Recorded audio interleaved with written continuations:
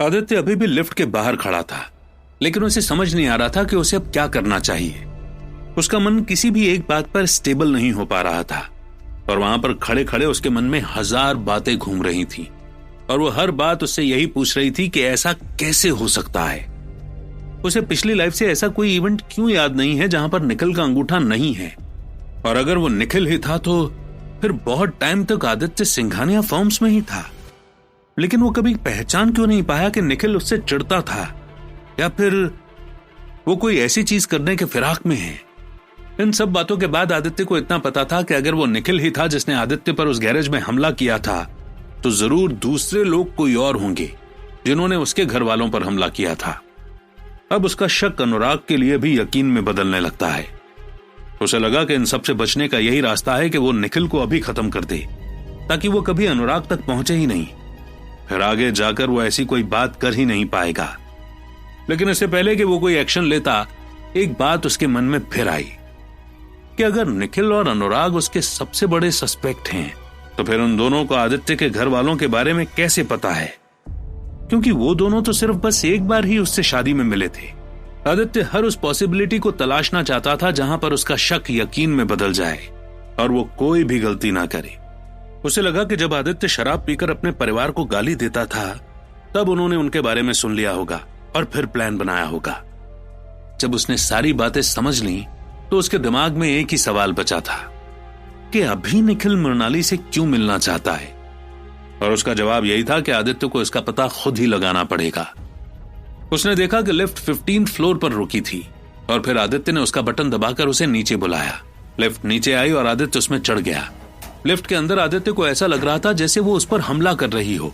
एक तरीके से उसे लिफ्ट को तोड़ने की इच्छा हो रही थी और उसके लोहे के दरवाजे पर इतनी जोर को पंच मारने का मन कर रहा था कि वो अभी टूटकर बाहर हो जाए। लेकिन उसे पता था कि वो ये सब कुछ नहीं कर सकता। हड़बड़ाहट में वो सारी चीजें छोड़कर 15th फ्लोर पर पहुंचा और फिर वहां पर उसने देखा कि निखिल मृणाली के ऑफिस में जा रहा है। आदित्य को समझ नहीं आया कि वो उनकी बातें कैसे सुने।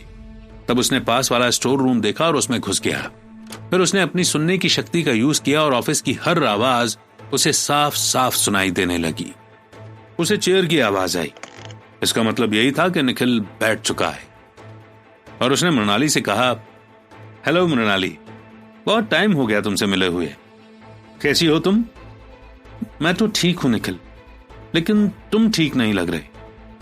हाथ में क्या हो गया? अरे ये कुछ नहीं, अभी थोड़े दिन पहले मैं बाहर गया था और वहां पर एक एक्सीडेंट में मेरा हाथ गाड़ी के दरवाजे में आ गया, तो अंगूठे के अंदर की हड्डी पूरी तरह से खत्म हो चुकी थी, इसलिए उसे कट करना पड़ा। I am sorry for that. Don't be sorry today, it's a day to celebrate, Nikhil ने कहा और फिर आदित्य को कुछ सुनाई नहीं दिया, जिसे वहां पर 2 सेकंड के लिए शांति हो गई थी। फिर मृणाली ने निखिल से पूछा, what is there to celebrate? Come on Mrinali, ऐसा नहीं है कि तुम्हारी कंपनी में कुछ होता है और हमें पता नहीं चलता। वी नो कि तुम्हारी कंपनी ने उस ड्रग को पॉसिबल कर लिया है जो कैंसर का इलाज कर सकती है। ओह, तो तुम्हें इतनी जल्दी पता चल गया?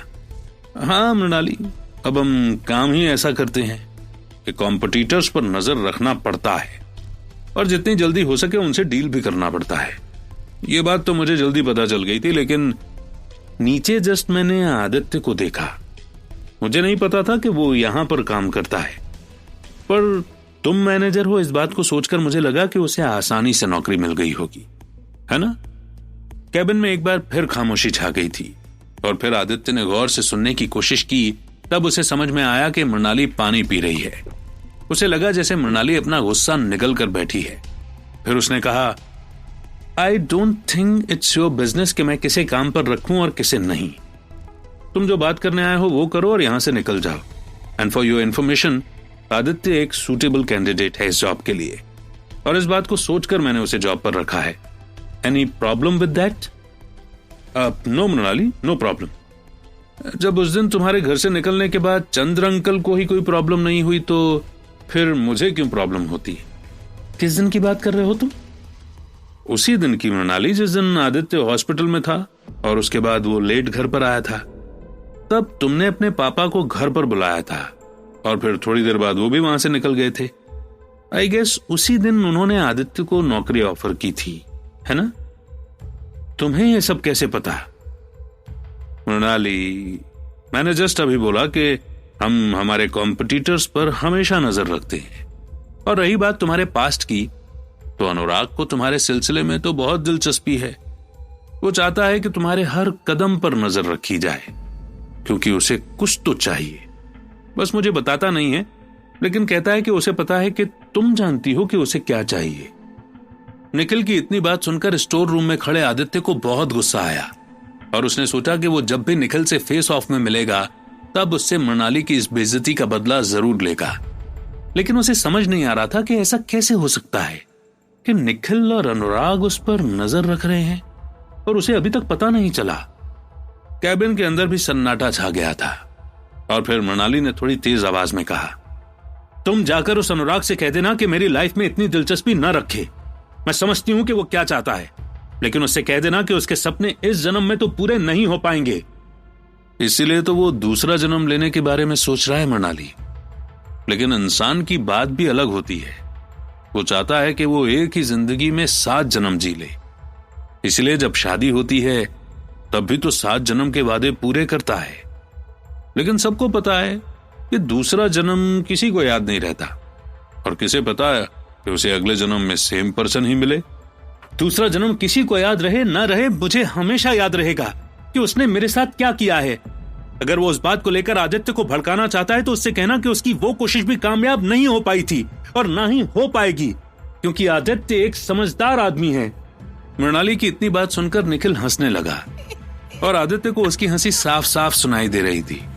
उसे समझ में आ रहा था कि निखिल उसका मजाक उड़ाने की कोशिश कर रहा है। फिर निखिल ने हंसी को कंट्रोल करते हुए कहा, आई एम सॉरी मृणाली, मैं तुम्हारे पति का मजाक नहीं उड़ाना चाहता था, लेकिन बस एक बात कहना चाहता हूं कि अगर आदित्य शराब पीने के बावजूद और सारी गंदी हरकतें करने के बाद भी एक समझदार आदमी है, तो फिर हम तो बेवकूफी अच्छे हैं जो ये सारी हरकतें करने से पहले अपने बारे में सोचते तो हैं, वरना हम भी किसी रास्ते पर पड़े होते और कोई हमें उठाकर हॉस्पिटल में भर्ती कर देता। निखिल, तुमने बहुत ज्यादा बोल लिया है। अब मुझे इस बात पर मजबूर मत करो कि मैं तुम्हें यहां से बाहर निकाल दूं। मुझे बताओ कि तुम यहां पर क्यों आए हो, ताकि हम आगे बात करें, वरना तुम जा सकते हो।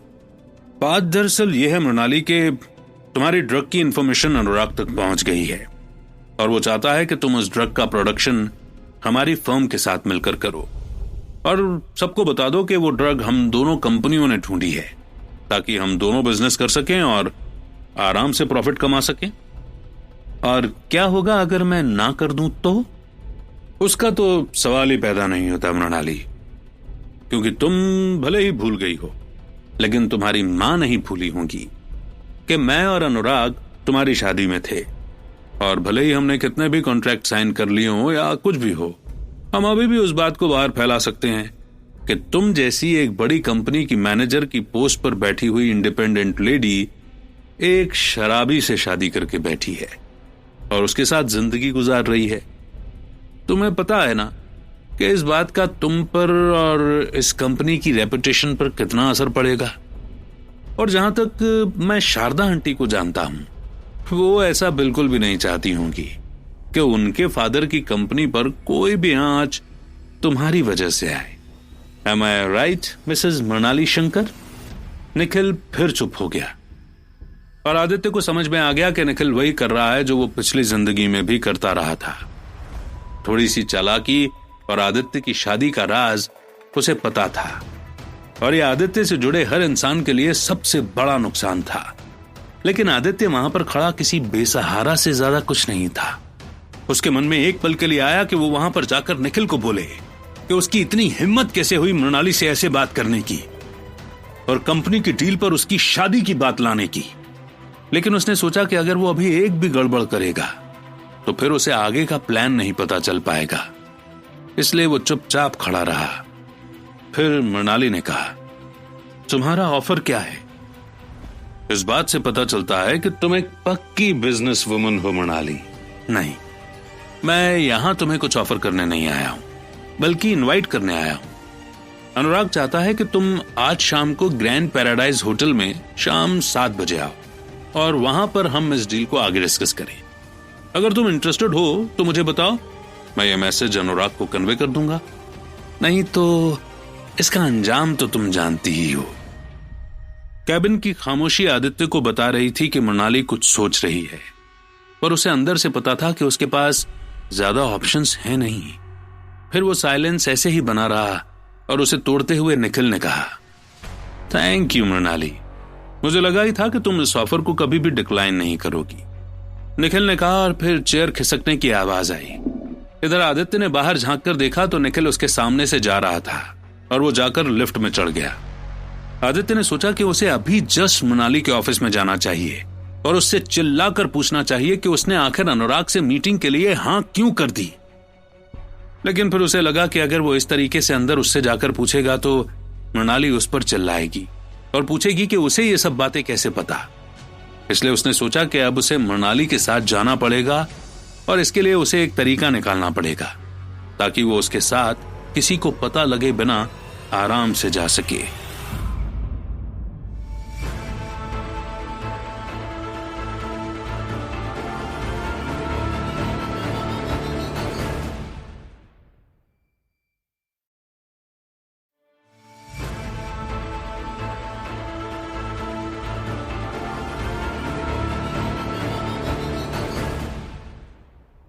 आदित्य अपना फैसला बना चुका था कि अब उसे मृणाली के साथ अनुराग वाली मीटिंग में जाना ही होगा, लेकिन इसके बारे में न तो वो नीचे किसी को बता सकता था और ना ही मृणाली से डायरेक्ट बोल सकता था कि वो उसे वहां लेकर जाए। उसने सोचा कि ऐसा क्या किया जाए जिससे मृणाली उसे साथ में ले जाने को तैयार हो जाए। और जैसे उसके दिमाग में पहला थॉट हिट किया, वो स्टोर रूम से बाहर निकला और उसने मृणाली के कैबिन के गेट पर नॉक करते हुए पूछा, मे आई कम इन मैम? इट्स आदित्य।